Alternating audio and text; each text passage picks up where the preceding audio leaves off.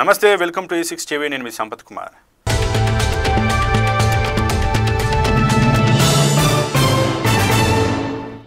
పాకిస్తాన్తో యుద్ధం తర్వాత భారత రక్షణ శాఖ ఆయుధాల తయారీలో మరింత దృష్టి పెట్టింది. శత్రువులను ఎదుర్కొనేందుకు అత్యంత శక్తివంతమైన ఎయిర్ జెట్లతో పాటు ఆయుధాలను కూడా తయారు చేయడానికి సిద్ధమవుతోంది. రక్షణ రంగంలో స్వదేశీ తయారీని ప్రోత్సహించే దిశగా ఈ నిర్ణయం తీసుకున్నారు. తాజాగా స్టెల్త్ యుద్ధ విమానాల తయారీపై ముందడుగు వేసింది.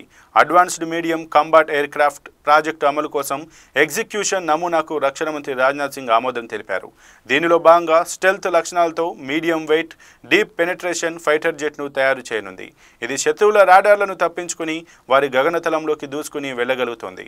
బెంగళూరులోని ఏరోనాటికల్ డెవలప్మెంట్ ఏజెన్సీ దీన్ని తయారు చేస్తోంది. ఈ ప్రాజెక్టుకు దాదాపు 15,000 కోట్ల రూపాయలు ఖర్చవుతుందని అంచనా. వైమానిక అభివృద్ధి సంస్థ, ప్రైవేట్ పరిశ్రమ భాగస్వాముల సహకారంతో AMCA ప్రాజెక్టుకు నాయకత్వం వహిస్తోంది. ఈ స్టెల్త్ యుద్ధ విమానం 2031 నాటికి సిద్ధంగా ఉంటుందని, 2035 నాటికి ఆకాశంలోకి ఎగురుతుందని భావిస్తున్నారు. ఈ కొత్త 25 టన్నుల ట్విన్ ఇంజన్ విమానం 6.5 టన్నుల సామర్థ్యం గల అంతర్గత ఇంధన ట్యాంకును కలిగి ఉంటుంది.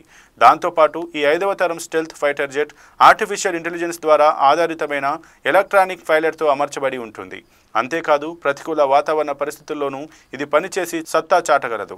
హైదరాబాద్కు చెందిన వెమ్ టెక్నాలజీస్ సంస్థ దీని ఆకృతిని తయారు చేసింది. ఇప్పటి వరకు స్టెల్త్ యుద్ధ విమానాల్లో అమెరికాకు చెందిన F-22, చైనాకు చెందిన F-35, J-20, J-35 మాత్రమే వినియోగంలో ఉన్నాయి. Su-57 పేరుతో రష్యా కూడా ఈ తరహా ఫైటర్ జెట్ను రూపొందించింది. ఇప్పుడు వీటికి పోటీగా మన దేశం తయారు చేస్తున్న ఆమ్కా నిల్వనుంది.